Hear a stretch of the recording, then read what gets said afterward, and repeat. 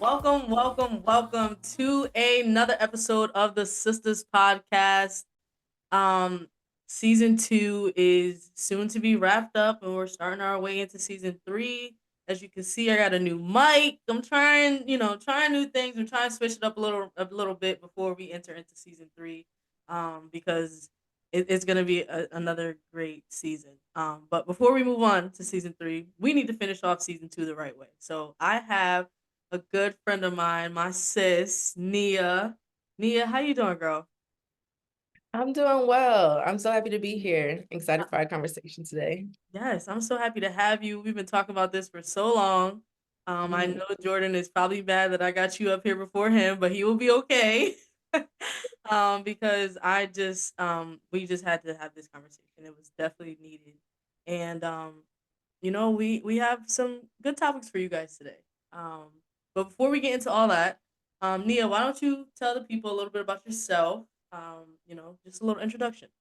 Yes. So my name is Nia McCann.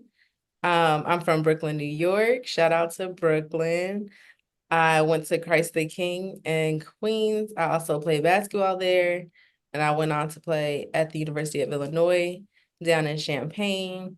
And today I'm a social worker. I'm a licensed social worker, and I work for a nonprofit in Brooklyn called Girls for Gender Equity. And I'm the social work manager there. So I'm happy to be here. Yes, I like that's a quick introduction. That was an elevator pitch right there. They teach us about them elevator pitches. Um, okay, so from Brooklyn, now you're in Chicago. Social worker, played at Christ the King. There is a lot of legends that played at Christ the King, including you. So let's shout you out as there. Um, Thank you got what did you get your degree in? Yeah, sure. I guess I could have given more context. It's okay. But yes. So in undergrad, I studied community health and I had a concentration in rehab and disability studies. So that was my focus then. And then a few years ago, I went and got my master's in social work from Adelphi. So I graduated from there in 2022. Yeah. Wow. Yes, I remember you really locking in and studying and getting it right. And how was well, obviously Chicago was great. You went right back, but how was your time at Illinois? Yeah, I enjoyed my college experience. I would say it was unique because you often hear stories of like coaches that recruit players, and then eventually like their coaches get fired. Sports is very political, as some of you may know. But I was recruited by Jolette Law, who is amazing. We're still in contact today. She's a great person and a mentor like for life. So grateful for that connection and bond that we have. So she was let go after my freshman year, which was devastating and heartbreaking because I was like, oh, hopefully that I don't know why I thought I was excluded from the possibility of that happening to me as like the coach who recruited me being let go. But then after once the new coaches came, it was a different shift, but I made the best of my college experience. I had a blast and I have some of my best friends for life that I made in college. So I had a really good time at Illinois. I enjoyed I, it. I love that. Jolette Law. That's the coach that Trixie's with right now, right? No, no, No. no. Trixie talked about her in Mhm. our podcast. Okay. I'm like that name sounds so familiar. Yeah, she definitely mentioned her in the podcast. Okay, and you met Jordan at Illinois. Yes. Um, Going back to Coach Law real quick though, but yeah, she's the assistant coach for South Carolina women's Yes, basketball. yes, So, yes, yes. so she's coaching with Don Staley now. Mhm. Yes, great person. Shout out to her. Also met Jordan, who is my husband now. He was our practice player when I was in Illinois. And he expressed his interest in me when we were in school. He's like, I'm really feeling you. You're like a wonderful person. Would love to be your boyfriend. And I was just like, I'm really focused on school and basketball right now. Like, so we can continue to kick it, have fun. And we had lots of mutual hangouts. Like, it was always like a group of us, our mutual friends and things like that. So we always had a good time. And then not miraculously, but it was this one summer that he went away for an extended internship, and that was a long time that we had away from each other. And it was over that time I was like, okay, I guess I'm really feeling this dude. Like he's pretty cool after all. So then after that, I had a change of heart, if you will, and tells him like, I guess we could date or whatever, it'll be cool. And look at us now, married and a whole child later. So Look at y'all now. So I obviously, well, it's not obviously, but Jordan, I worked with him for 2 years when I was in New York, and I met Nia through Jordan. But we kind of created our own relationship outside of Jordan. Like, and I'm so appreciative of that because it's like, if you meet somebody through your friend, it's like you're their friend first. But I feel like we kind of just kicked off and like just had our own little sister bond. So I appreciate you. When I was in New Rochelle, y'all was holding me down. Y'all was inviting me over to the house, cooking for me, making sure I was straight. And I think just from then I was like, yeah, that's family for life, for life. So I still need to get to Chicago. I will get there. I've never been, but I will get there. Actually, I lied. I had a layover in Chicago, so I was there for a night, but I didn't get to explore. I just stayed in the hotel there. But yeah, so Nia's a former athlete, and she's also an oldest sibling, which we kind of relate to, um, in a lot of things. So let's just start there. So why don't you talk about like your little family dynamic?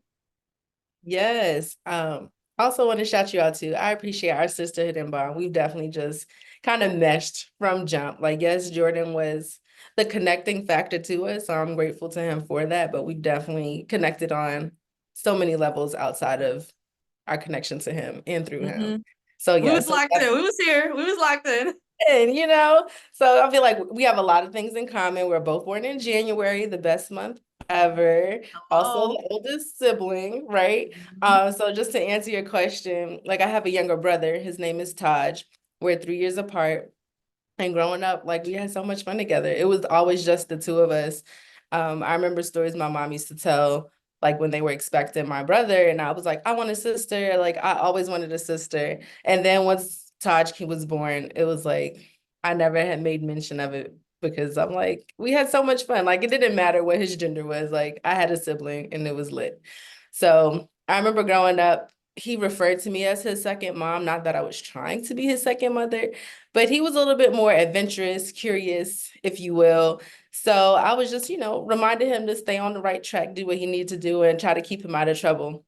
I was also pretty defensive, according to my grandmother. She was always like, "You always sticking up for him when he gets in trouble." I was like, I don't want to see him get in trouble. Like, I want him to do well and do the right thing, So, but we had so much fun growing up. So I guess naturally kind of adopted that second motherly like role out of protection and love for my brother. And just hearing your sibling get yelled at or in trouble, it didn't feel good. So I was always like encouraging him, like giving him pep talks, like, you got to do the right thing, stay focused with your schoolwork and everything.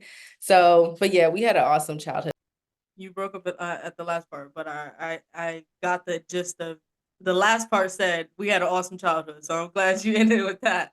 Um, that motherly figure that the oldest sibling has. It's like one of those challenges where it's like a teeter top between wanting to be their, like not wanting to be their mom, but like trying to help them to like not make the wrong decisions. And it's like, how did you find it challenging when you like not particularly want to be their mom, but you want to be their friend, and like it's like hard to be, you know what I'm saying, like in that middle of like, no, do this, but also come to me and talk to me about certain things, but maybe I shouldn't butt into this, but I'm just listening. Like, how did you deal with that?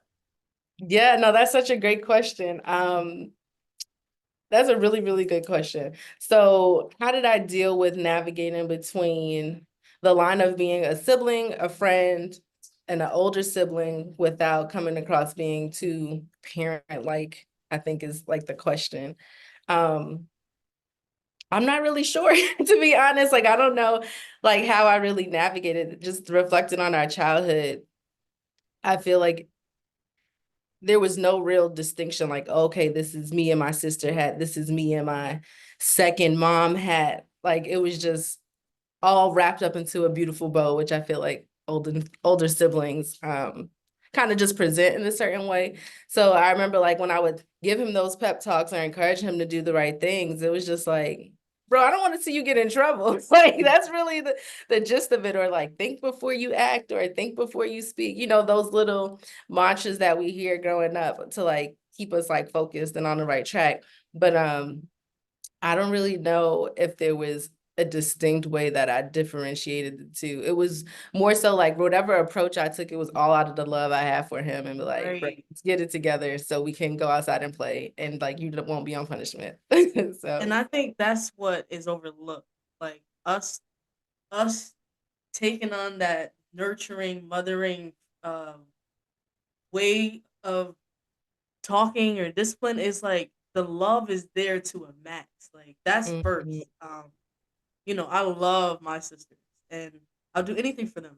Whether that's be that person to tell them like I don't think you should do that, or be that person to listen to them. Like mhm, I'll play both lines, but sometimes it came off as don't tell Jazz this because you already know she about to say that, and like then it's like, dang, y'all leaving me out, but I'm just trying to help y'all. So it's like I feel you. It's definitely a line of like, uh, you got to figure out the right approach for different situations. mhm, Um, and it's funny because at my job I'm like the second oldest. And mhm, they were talking about it yesterday. Like Jazz definitely like has um that manner to her when you walk into the room and you doing something wrong, you gonna straighten up. I'm like, I thanks. Like, I guess, but also it's like you don't have to straighten up. I'm just, be here to tell y'all, if you're not doing the right things, but right. it is the love is there. From the jump, the love is there. And I think that's just what our siblings need to hear, or not just our siblings, but other you know, siblings who maybe get disciplined from their older sibling, or like they're trying to tell them what to do. It's not we're trying to tell you what to do. We just trying to be there. We just trying to love on you. um and like, how do you think being the oldest prepared you for like challenges in life? Yes, come on, these great questions. How do I think it prepared me to for challenges in life? I feel like in life you're gonna play, not even play. You will be like have varying responsibilities like over the course of your life, like whether it's a sibling, a friend, a daughter, an aunt, a niece. Even if in your professional life, like if you're like in a manager position where you're like supervising someone or you're not, I think that it kind of just trains you to be flexible and how to work with people. I feel like it teaches you people skills. I feel like naturally older siblings, in my personal opinion, have great organizational and executive functioning skills. Like, Hmm. I don't know what your experiences like, but maybe the one being like responsible for like planning things for the family or Yep. like let's get it together, right? Like, so what is the plan? What are we actually gonna do? And kind of just like rallying people together. So I feel like regardless of how many siblings you had, just kind of like that natural, I guess it's the energy and essence that we carry ourselves with. Like, yo, I got some responsibilities, some business to handle. So, Right. like, kind of to what you were alluding to with your coworkers saying, like, oh, I'm gonna straighten up when Jazz comes in. Not that they need to fear you anyway, but you're Mhm. about your business. I feel like as Right. older siblings, like, no, we're gonna do what we need to do, and we're gonna do it the right way, kind of thing. And So we're gonna do it the right way. Yes. exactly. So I feel like it's just the energy that we embody that people that commands the respect from folks, really. So I hope that Mhm. answered the question, but yeah. You definitely answered the question because you're right. It's like, and my follow up would be like, do you feel like that came from us like wanting to take the load off our parents, or want to take the load off our mom? Mm. Like, like we were the first to see or understand them in a way because we saw like the in and outs. Like you probably saw Taj maybe being disciplined or getting away with things that you didn't get away with. So you're like trying to, as you see that things may be getting more challenging for them, you're trying to be that person to help in a way. Mm-hmm. Yeah, I get what you're saying. I think family dynamics are just so interesting because I feel like things have like come up in conversation with my brother and I, and he'll like comment on something, and I'm like, oh, I didn't expect him to have that particular perspective on like whatever the topic was, but I feel like I don't know if like how I showed up in like my sibling relationship with my brother was really out of wanting to help my parents or just because it was innately who I am. I feel like naturally I'm also like a super nurturing and caring person. Like even with my friends, like I love when people hard, make sure everybody around me is safe. Whether that's because it's like older sibling syndrome or not, Right. if it's just like a trait that I have. So I don't think it's necessarily alluded to me like wanting to like help my parents out in that way.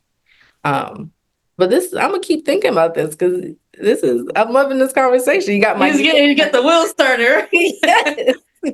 There's so many things that I like. It's I don't want to say it's overthinking, but like as the oldest, as the first, you just it's like once I got out the mentality that even though we grew up in the same house, we're all different people. Um, and that was a big one because I'm like, didn't you get the same lessons? Like, didn't you? But I'm like, we siblings or not, blood or not, we are all different and unique in our own way. Like, we're Mhm. all gonna obtain information differently. We're all gonna have different emotions. And I think with me being around girls, and I wanted a brother so bad. Wanted a brother so bad. But God willing, that's just me having all boys. So, I got to see firsthand and like really understand like my sisters um, mentally, as far as Mhm. like just realizing that like they don't everybody don't think like me, and that's okay. That's Mhm. okay. But that doesn't mean that they can't receive information that was taught to me, or like they may receive it differently. But as long as they understand it or understand the Mhm. context of what's coming, from there, um, I think that's all that matters. And you're right. I think we are a great organization, like organizers. We are the ones that nurturing other friends and like making sure that they're in line. And um, with that, there also are challenges to it because sometimes we want to let the load off. Um, what advice do you have for older siblings who are struggling with that? That's a great question. Yes, I feel like there's so much to respond to with that. So I'm gonna try to like stay focused on the question you asked. But like as you were speaking, it just made me think of like sometimes because I'll use an I statement. Like in my personal experience, like I have friends who like come to me and want to share and vent, and that's all well and good. So I don't know if this is also connected to like the old syndrome and us being like nurturing and making sure people around us are good. But I hear your question is like, so what is the advice like when we need to vent or let go or we need that support? Like, what do we do and who do we turn to? Um, in regards to like my relationship with my brother, I feel like we have a super close bond. Like we've been tight since we were younger. And also respecting the wisdom and knowledge and intelligence that he has, even as a child to in like adulthood. Like I call him up like, I need some help, I need some advice. Like, what do you think? So I feel like having someone else to go to, whether it's your sibling, another relative, a family member, or someone outside your family who you could just like go to and like help you process stuff that you're dealing with too, because everybody needs somebody else to talk to, especially the person who is oftentimes gone to receive everyone else's information. So yeah, just tap on someone else who you feel comfortable and safe enough to talk through your stuff with or get advice from. That's what I would say. That's that sisterhood that I'm very strong on. Like I like strong to the point where like if I can forgive my sister for like my actual blood sister, I feel this is just me.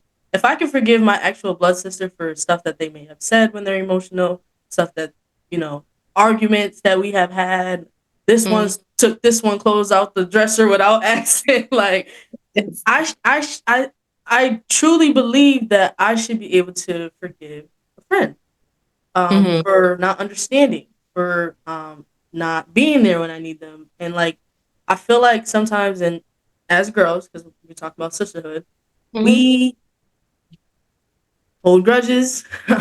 We don't really want to talk to that person no more because they messed me up. Da, da, da. But it's like, I want a sisterhood. I want people around me that you can tell me when I mess up, and I can tell you when you mess Mhm. up. Absolutely. I can come to you and share with you about the boy problems I have, and I or the girl problems I have, like whatever the case may be, or like, Mhm. and sometimes I feel like at on the other end, you got to know when to talk and when to listen, and you have to know who you're talking to. You have Mhm. to understand that just like your sister, this person may not be in a position to receive what I'm saying, but that doesn't mean I can't say it. And when I do say it, like you got to understand it's coming from a place of love. Like Yes. too many times I feel like girls break off friendships because they can't have those conversations. And as we get older, it's important. We got like you said, we have to have somebody that we can talk to. And sometimes we may not want to go to our younger siblings. Mhm. Sometimes we don't want them to see our flaws, or we don't want them to, see us hurting or like making mistakes. Um, Not saying that we have to be perfect around them. Obviously, that was something that I had to learn within myself. Like I make mistakes too. And I think being vulnerable Mhm. takes the cake and everything. Because if Absolutely. you can be vulnerable with me, I can be vulnerable with you. If like, and that goes for friendship, sisterhood, whatever the case may be. Because it's like, all right, you're showing me every part of you.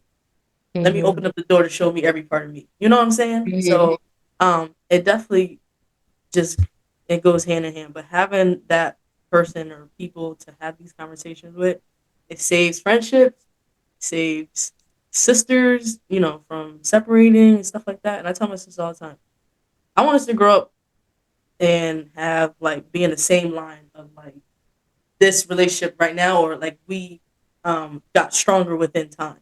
I don't want us to get older and be mad about something petty, or like, I Mhm. want us to have an open door policy. Y'all come to me, talk to me about everything, anything. Y'all, I can come, and that also is the other side of it's okay to not know everything, but also understand that I'm here.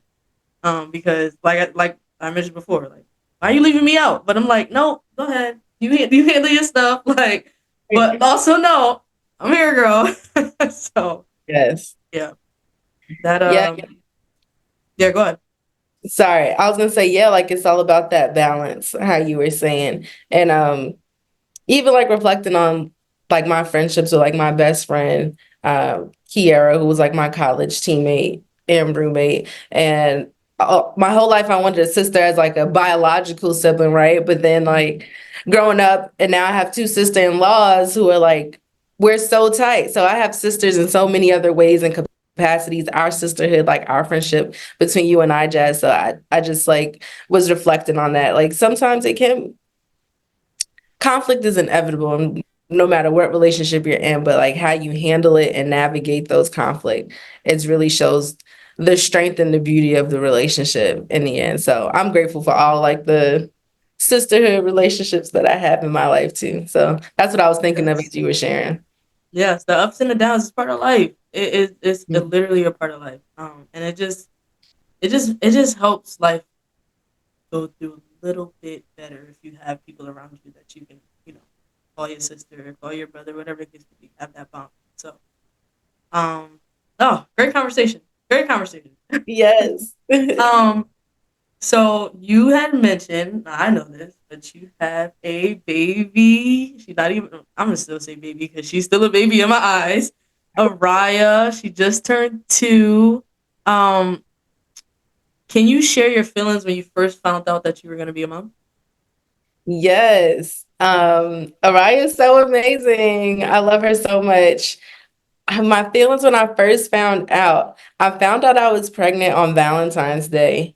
Um, Wow. and I share that with people, and they're like, oh my gosh, how cute is that? And I didn't think much of it. I'm like, it just happened to be the day that I took the test and found out type thing. But I was so excited. I knew that I've always wanted to be a parent. Um, and once Jordan and I like decided like we wanted to start our family, and like to get that news, I was like overjoyed. I was like, oh my gosh, it's happening. And I also remember thinking, like, I don't feel pregnant right now. I did later, eventually. I felt like I Mhm. was pregnant, but I was like, wow, like this is happening. So I just remember being like so excited to like embark on that journey because it's something that I've definitely wanted for not a long time. I was knew that I wanted to have and excited that that was the time for me to embark on that journey. Now, before we get more into um, motherhood, you being the oldest child, you wanted to go back to get your master's in social work.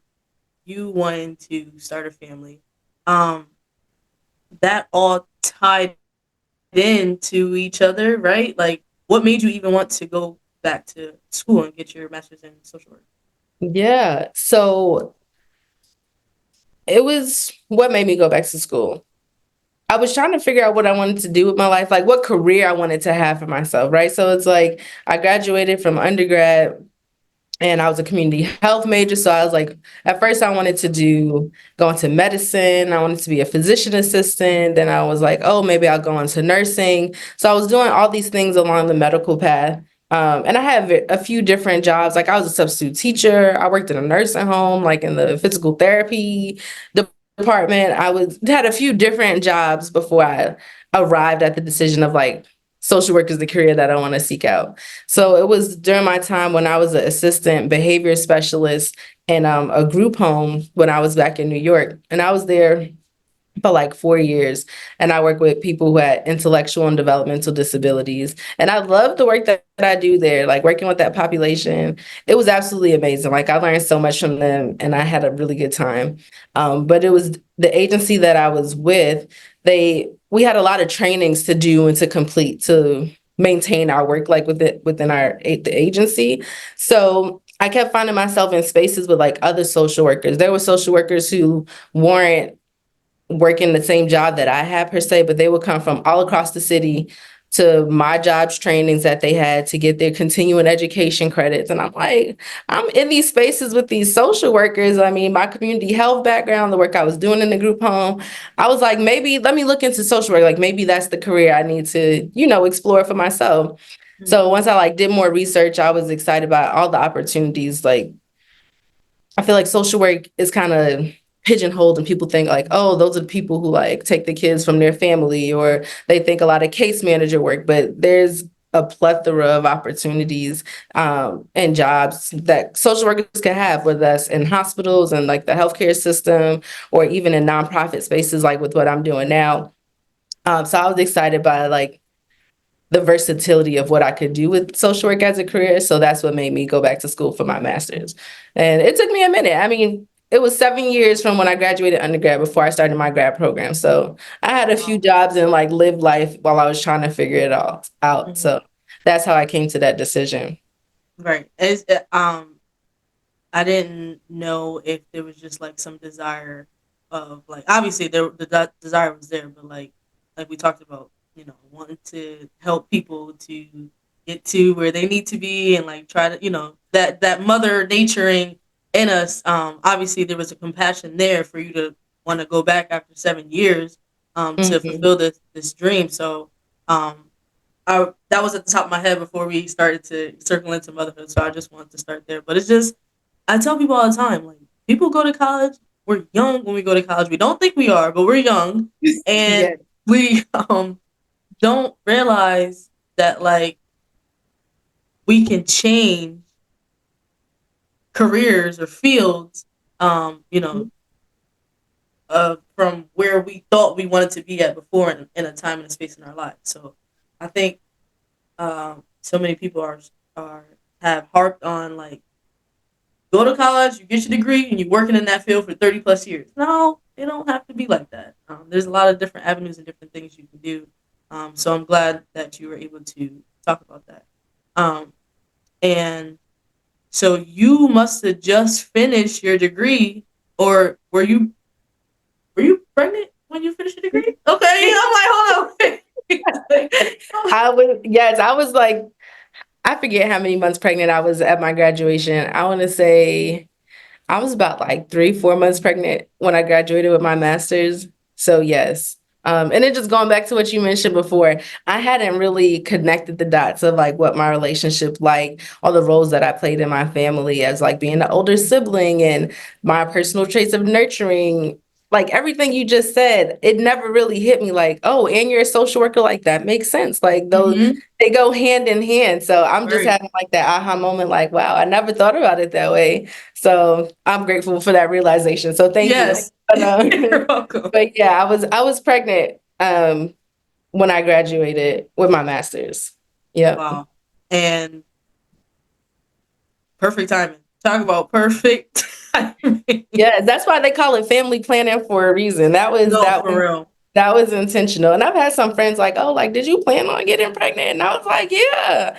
I was like, Jordan had his career. He always knew he wanted to be a coach. He was living his career for however Right. many years he'd been coaching at the time. But I knew that personally, I was like, I need to define and know what I want to do for myself Hmm. and not just follow him all around the country. Because being a college Right. coach, the lifestyle, you can move at the drop of a dime. You know how Hmm. it is. You were Yep. once in the profession, you know? So I'm like, if this is going to be the life that I've agreed to, because we're married at this point, I need to have something solid that I can stand on, that I can go, that can take me wherever I go to. Yes. I'm not just gonna be chasing you around the country. No, That just wasn't the facts. life that I wanted for myself. So Facts. okay, like I'm getting my master's. I wasn't licensed at the time because I was still in grad school, but I was like, all right, like I could get my license and I can have reciprocity in other states. So like currently I'm licensed in New York, but I work in Chicago. But because my work is in New York, I can, work remotely and still do things across state borders. So once I was like, all right, this is really what I'm gonna do for myself, and I was leaning in wholeheartedly, I was like, maybe we should start a family. I think the time is perfect right now. So Facts. it was definitely intentional, and set up that way. So perfect timing, like you said, for sure. And I love that for you because it's like obviously you're a supportive wife and like y'all literally moved to Chicago for Mhm. him to with his coaching career, and obviously everything worked out just the way it was supposed to. Like Yes. literally, if y'all like, if like everything worked out for y'all just the way it was supposed to. And it's like you broke the stigmatism of you're the wife, you stay home, you clean, you cook, like, you have, not saying you have nothing going for yourself, but you are the Mhm. one, that's what you do. No, I want more for myself. I want to support my husband at the same time, but I want to support me. Like I gotta fulfill me. And I love that for you. And Araya just came right on in, and now she's at the games with y'all, and it's just so precious because she's literally a spitting image of y'all mixed together. Like, like she has both of y'all like features like literally mixed together. What has been the most surprising aspect of motherhood so Yes, this is a great question. The most surprising aspect of motherhood, I knew I always wanted to be a mother. far? Hmm. And I was excited for all the joy that it would bring me. But I will say, in retrospect, the part that I didn't think about as much was being not just being a mother, but also being a primary caregiver. So, yes, like I'm married and in partnership, but being a primary caregiver, there's an extra aspect to it that I didn't consider, which was the freedom that I had to just do whatever I want whenever I want it without having to consider a whole nother life. Right. Right. So that was something that I didn't think about. And it may be so obvious. I'm like, well, girl, you becoming a mother, like obviously. But I was Mhm. like, yes, I wanted it to become a mother for the reasons that I wanted to. And just having the freedom to move about and do what I want at the drop of a dime it took an adjustment for me. And it's like, okay, like now you have to consider what are the logistics to do this thing, right? Is childcare in place? Is Jordan going to be home? So it took like a lot more thought and planning into that. So it's a little bit more nuanced, but I would say that was something that like surprised me about motherhood. And that turned a lot of women off. Like Hmm. it's another layer, it's another responsibility that you have to think about. And there's so many negative connotations to having a child, but I feel like there's so much beauty in it as well. And Absolutely. there's a lot of things that you know that you probably learned along the way. But what advice have you received that has been helpful for you in this chapter? Yeah.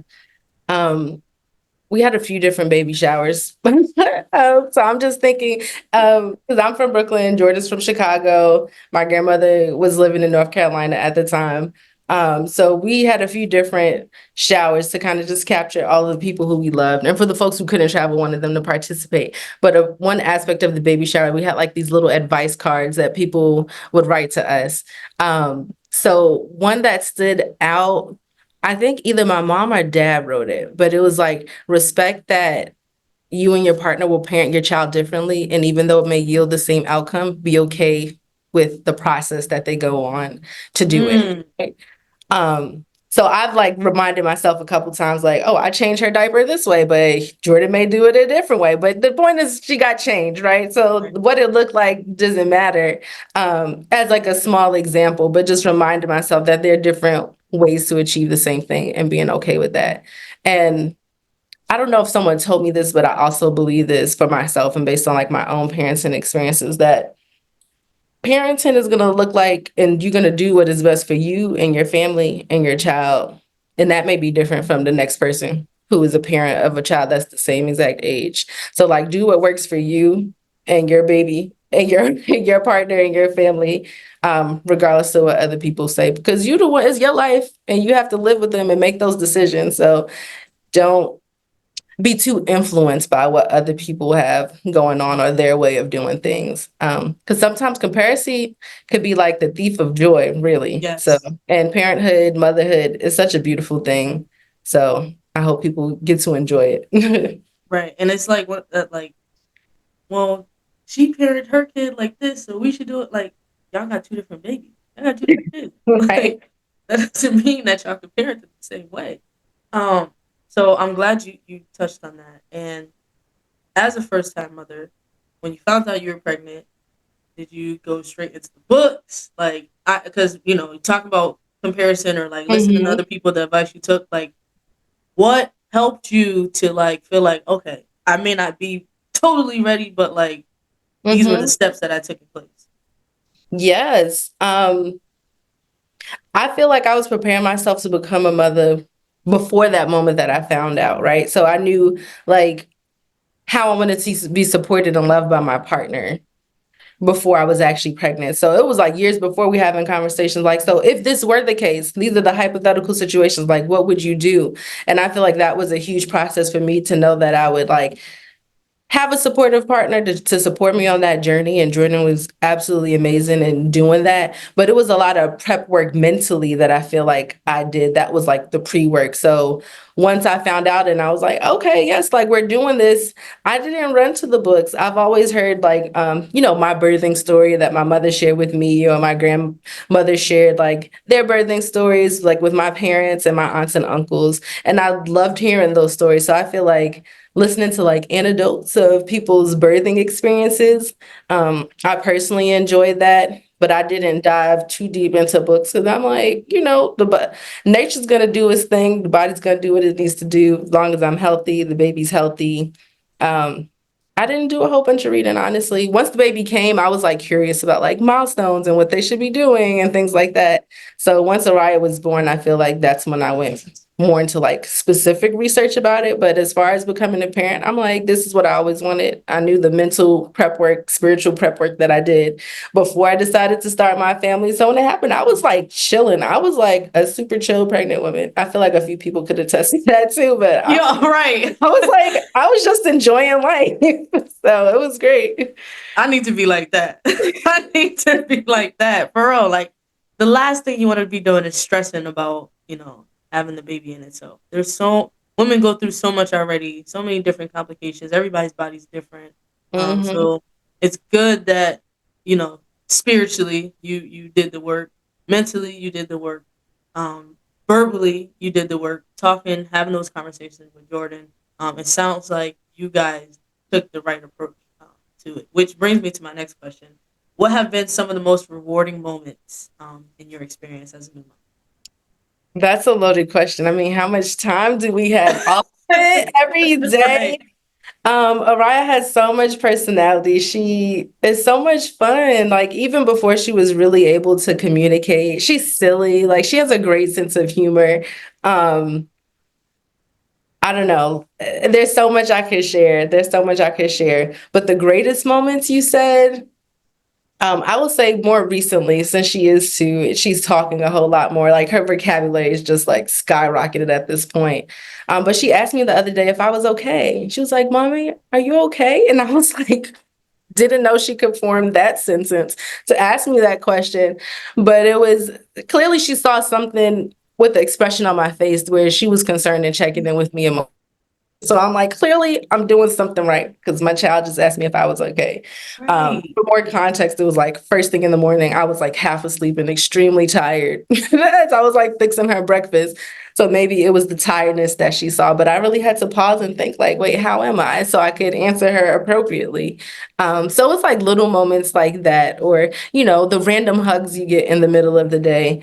The random kisses when she's sleepy and needs to go to bed, but she's just like showering you with kisses. There's so many moments to account to. But yeah, it's so rewarding, so rewarding.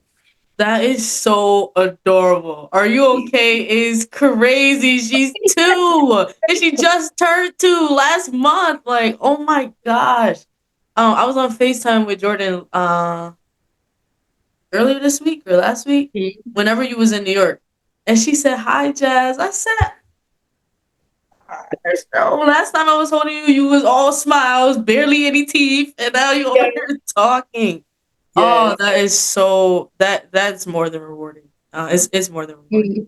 And I was just talking to my cousin about this. She was in the episode before, but it's just like, you know, when days are so busy and you have so much on your plate and you have a lot on your hands and you could come home to your kid and just see the love that they have for you. It got it.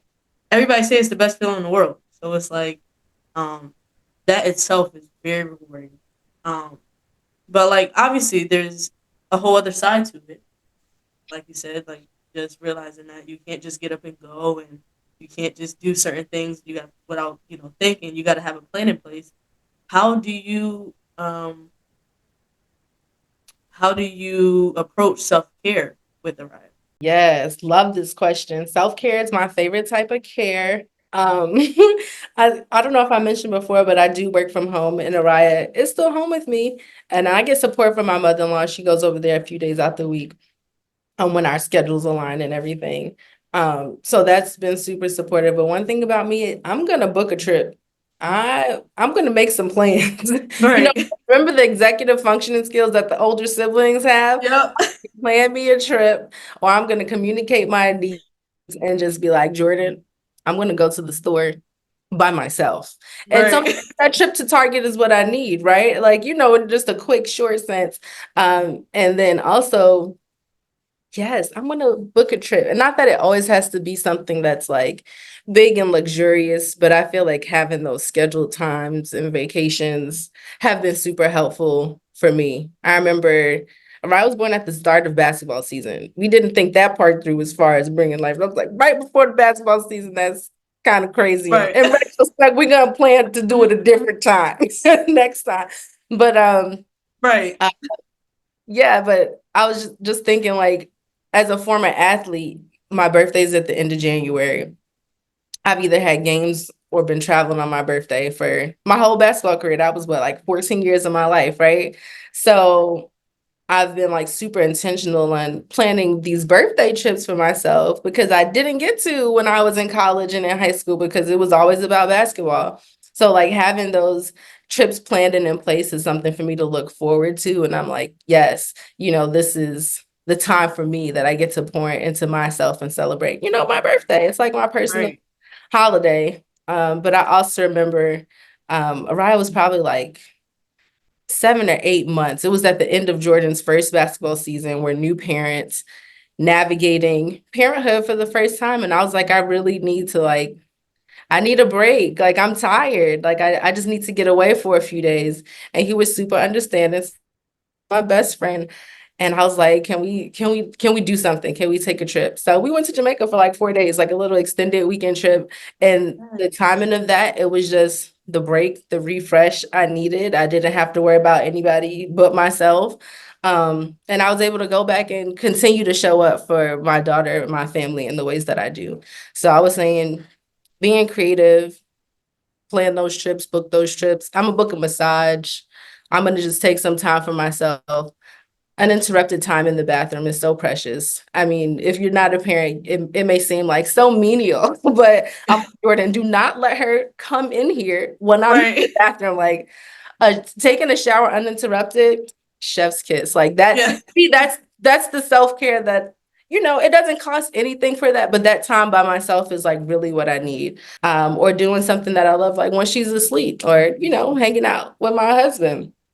Like we'll go on date nights and do things like that. So I also count that as self-care because it's like you just need adult time to Yes. like be with your man or your woman, Hmm. whoever you're with, and just connect in different ways. So those are some ways that I, balance self-care with parenthood. That perfectly answered your question. Perfectly answered your question. And might I add, Nia, you glowing. You are over there glowing. You cheesing. You over there like. I love it. I love to hear it. I love that we can catch up like this. It's amazing. And I feel like the fact that you prioritize your self care when Hmm. you can, it helps you to show up for your family, show up to be a Absolutely. mother, show up to be a wife. Like, um, it's the small things that matter the most. It's the Hmm. little time that you take for yourself that helps the rest of the week, the rest of the day go well. Like, and not saying there won't be hiccups, but like that's a big part of just um, bringing in small joys, small moments of peace, like just less chaos. Things like I said, things are already hectic. So the small Hmm. prioritizing yourself, um, I loved it. Love to hear that. And I definitely remember you guys going to Jamaica. I haven't been yet, but I definitely will be. But this is great. This is all great. And like I said, perfectly answered question. Um, we got a couple more. What misconceptions about motherhood would you like to address? Misconceptions. Can you give me an example? I know we talked about like negative connotations associated with motherhood, like regarding the work, I guess, that it's involved in. So is that what you're talking about? Like some of those misconceptions, or if there's another example, just to help me Yeah, put it in. like those are misconceptions. A lot of people in our generation don't want the responsibility. Obviously that's kind of like the same thing. They feel like it's too much, meaning like their time is taken away. It costs too much. They don't feel supported. They don't feel like they can actually be a mom. Like, Hmm. um, so they're just like, nope. I'm gonna take. Not saying I'm gonna take the easy way out. I definitely don't want to say that. But a Yeah. lot of people see other women struggling with their kids, and they make their decision based on that. So, like, Yeah. what's your opinion? Yes. No, thank you for that context too. I feel like some of the, like, based on like the examples you provided, especially regarding the finance part. Yes. Like kids are expensive, they cost money, but so is everything else that you ever want to do in your life. It's gonna cost something, right? Facts. You know, and it's inflation right now, everything is like super high. But my mom shared something that my late uncle actually shared with her when my mom was like preparing to like, expecting me. Um, and my uncle told her, he was like, don't worry. Like, you're going to provide for your child by any means necessary. Like, whatever they need, their basic needs are going to be met. Like, you will find a way to provide that. And she valued that. She took that advice to heart. Like, it doesn't matter like how much money, like, yes, and I know some people are more fortunate and blessed in other ways than others, like to support their families. I absolutely get that. But like in my mom's experience and in mine, like we've been like grateful and blessed to like provide those basic needs for our family. And it takes a village. Like people, you hear that, and that is not to be taken lightly by any means. So I feel like a huge part of my parenthood experience has been because of the people in my life who I have who support Jordan and I like in this parenting journey. So it's like when I need that break, or if Jordan is in a season, I know like my mother-in-law, my sister-in-law, they're here. Some of Jordan's other families also here in Chicago.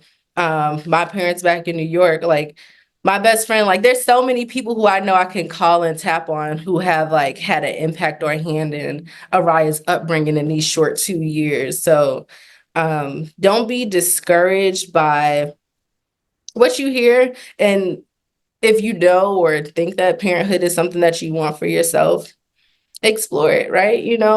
And another thing, I feel like another reason why I really wanted to become a parent was because I wanted to leave my legacy in the world. Like, yes, we have relationships and bonds with people, and people will know you based on like how you treat them, right? Like those interpersonal relationships, but like to create life, like that's so amazing. I still am like wrapping my mind like I brought life into this world. Like that's that's that's huge, you know? Mhm. So I feel like that's a beautiful way to like leave my mark and like the lessons and values that I instill in my child. Um, I would hope leaves the world as a better place. So I Yes. feel like that's what brought me to parenthood. And I hope that answers the question. No, it did. It definitely did. And um, you're definitely already leaving your mark with Orion asking you, "Are you okay at 2 years old?" Like, like you're doing like the love, and you're doing something right. It ain't. It's only been 2 years, girl. So, it's amazing. It's so amazing, and um, everything you answered there is like, wow, you're definitely gonna help a lot of women out with your answer. So thank you for being so vulnerable and so real. I really appreciate it. Um, and we, like you said, don't don't go off of other people's like negative things about it. Like you kind of have like with life, you got to go through your own route anyways. No matter what people feed you, like sometimes Mhm. it takes you to walk down that path yourself to see the other side of it. So we hear, different stories about parents and their postpartum experiences. What Mhm. was yours like? Yeah, this is a juicy question. And you My don't have to like you don't have to get crazy, but No, I don't mind sharing at all. I feel like there's so much beauty in like storytelling and sharing our experiences because sometimes like maybe it's somebody else who experienced something similar or someone who's curious about something, but now they will have a story or an example to like reference to be like, oh, like this person went through that. So if I experience something similar, like it's okay and you won't feel so alone, for example. But my postpartum experience, it was smooth, honestly. It was really smooth. I feel like my ability to like love and care and nurture Ryo was not an issue, but I feel like I would say in the first 18 months, they say, the human body takes a lot. Like after bringing life into the world, it takes some time to regulate itself hormonally, physically, healing from like the inside out, to heal after that. But I will say, like in my postpartum journey, one challenge that I faced was just accepting my new body post mom. So as a former athlete, I've always been lean, I've been slim, I've been fit. Um, and I feel like there's this terrible notion of like bounce back culture postpartum and after you give birth. And I wasn't comparing myself to anyone during that time, but it was really like a very personal journey that I had like Mhm. experienced like, okay, like girl, you just brought a whole life into this world about 10 months ago. So give yourself some grace, right? I also have what is called diastasis recti, where it's like the muscle or ligaments that basically would keep a six pack together. It's just stretched out because, I was pregnant for 9 months, like, so there's like maybe a little separation. Also learned like I have a hernia. So and that's all well and good, but navigating that postpartum time and like wanting to get back in a workout routine, just be giving myself a lot of grace is really like the main thing that I would say. So I would say like regarding like caring for Ryan, that was all good, but it was more emotionally in my own navigating my self-esteem and Mhm. building that postpartum was that was a challenging part. But today I'm like 2 years later. Look, I brought life into this world. I'm Okay. healthy. My child is Mhm. healthy. And I'm a little bit thicker than I was before I started, and that's okay because I'm still cute. Still, girl, beautiful. Okay, like I said, you are over there glowing and doing Thank perfectly fine. you. And it's like, from what I'm hearing, it's like you're trying to get back to your old you without Yeah, realizing that your old you is gone because you have a new you and you have stepped into motherhood. that part. And it's just like Yes. embracing where you are now. Hmm. Um, giving yourself grace. Oh, great, great answer. I'm literally loving everything about it. And you're just there's so much to unpack from it, but you're answering the question so well. It's like yes, that exact thing right there. And it's just I'm glad that we had this conversation because, like I said, there's a lot of negative connotations to it. Hmm. But there's a lot of beauty in it. There's so much beauty in it. It's so rewarding. And my last question to you would be like, now that you're in it, 2 years in it, how do you navigate the expectations or the pressures of being a mom? Yes. Do whatever you want to do. Like that's really it. I feel like once we let go of parameters or limitations that society may place on us and you really just live your life and do what you want to do for you, um the opportunities are endless. Like just because you become a parent, your life doesn't stop. And my best friend always jokes with me about this because I was like, before I had it right, I was like, when I have kids, like I'm still gonna live my life and still maintain my identity as Nia. Like, yes, I'm a wife. Yes, I'm a mother. Yes, I'm a daughter, a sister, an aunt. Like, I have all these different titles and roles that I play. But at the end of the day, I'm still me, like, regardless of which hat I'm wearing at any given moment. So my friend recently, she was like, you were right. Like, I didn't believe you when you said you were still going to do what you wanted to do. And she's like, you very much are doing that. And I was like, I don't know why you didn't believe me, but yes, like that is true. So just to go back to answering the question, like navigating those expectations, um, let the only expectations you navigate be the expectations you set for yourself. Um, and I'll leave it at that. Okay, mothers are allowed to live their life too and handle their Yes. responsibilities as well. Like, Yes. yes, yes, y'all are looking at a black queen over here, okay? She is really like not just talking it, she's doing it. And I love this because you are setting an example for Araya at such a young age. To,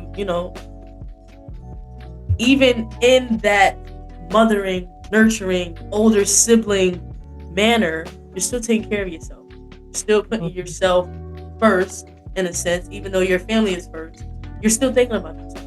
You're still prioritizing your health, your mental health, everything mentally, physically about you. Just embracing it all right now. And Nia, I'm so proud of you. I'm Thank you. so happy that you were able to come on the podcast. Like, this was great. Your answers were amazing. And I know firsthand that you're not just saying this to say the right things, like you're actually living it. So, so happy.